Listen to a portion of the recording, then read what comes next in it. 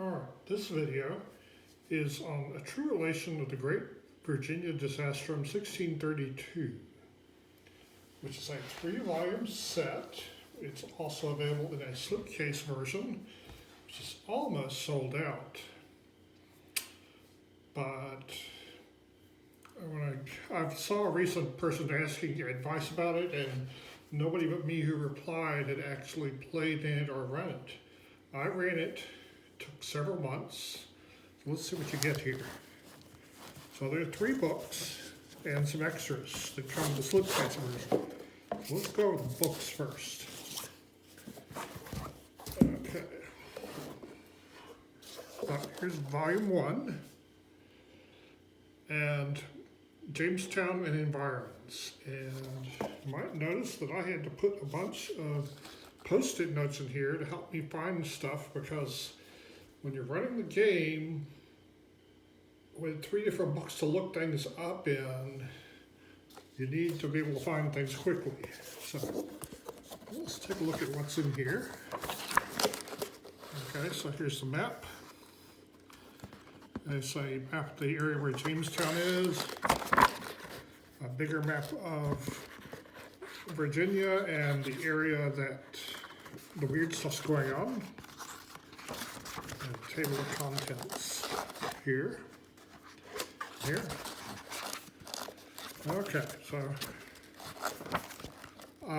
first of all, there's a why do the adventurers go to the Virginia colony thing? So I gave each player a different one of these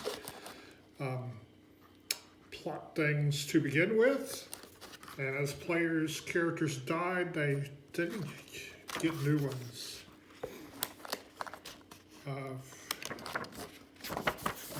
I see some writing in here where at one point I tried to transfer the rewards they'd offer into English money, but I gave up on that.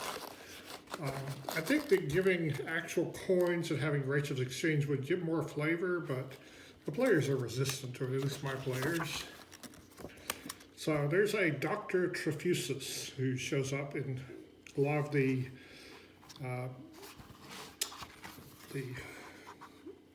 adventure seeds, and one of them is you become indentured, and so here's a picture of the indentured contract where they write it twice and break it in half, and halves have to match or else it's a forgery. So there's a timeline of what's going on in Virginia, some maps of colonist floor plans in case you didn't get the book of maps. Here's a map of Jamestown with stuff that's on it. So this is not when Jamestown was first colonized. This is more like 25 years later. So things have changed, but it's still early days of colonization. Jamestown's pretty much the only town to have. If somebody outfits you, here's a list of stuff they give you. There's some sample colonist names. A sample plantation with a map.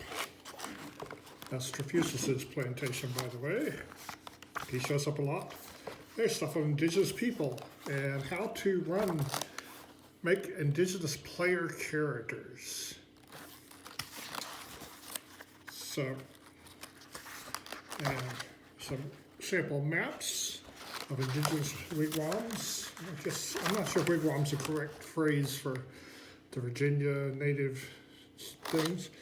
And there's native belongings. There's some colonist belongings and native belongings charts.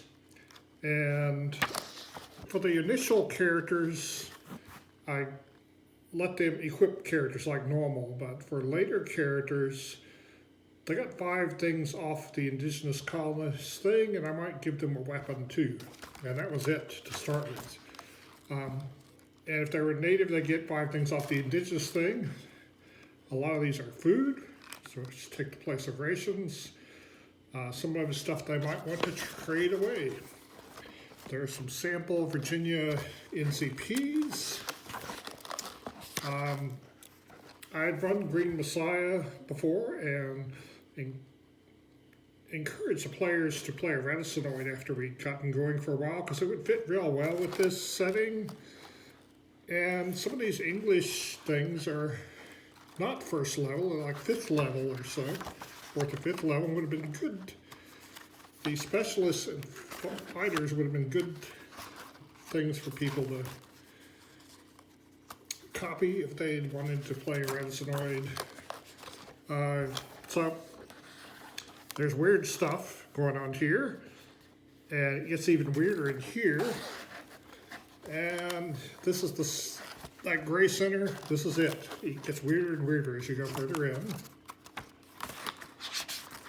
So here's about the zones. I had to look this up because there's random stuff that happens. A lot of random stuff.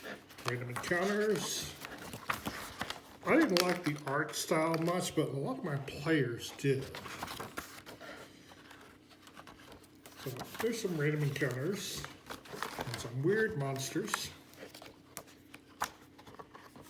And at any moment, stuff can fall from the sky, like toads or rocks or crabs or fire.